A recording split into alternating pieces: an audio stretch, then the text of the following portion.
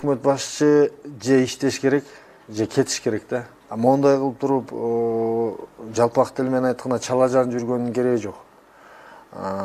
Мен бир жолу бир чоң жыйында комитеттин отурумунда көрүп атам. Бензиндин көтөрүлгөнү боюнча.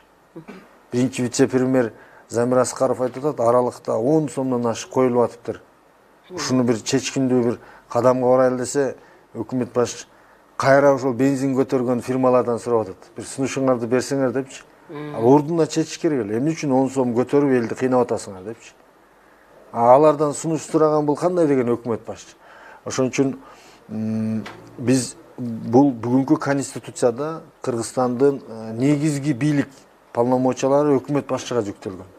Эгер бул ошол укук полномочияларын пайдаланып иш алып бара турган болсо, Кыргыз өкмөт башчысы эле мамлекеттин экономикасын көтөрүп, региондордогу чек ара маселесин же башка кадр маселелерин чечип, биздин президентибизге аябай чоң жардам берсе болот. Элдин жашоосун оңдогонго бүгүн мүмкүнчүлүк бар. Тилекке каршы биз мындай алгылыктуу, мактоого арзылык иштерин көрө албай жатат. Ошон үчүн бүгүн отставкага кетиш керек, татыктуу, энергиялуу, билимдүү, кесипкөй өкмөт башчы келип, элдин турмушун оңдогонго аракет кылыш керек деп ойлойм да.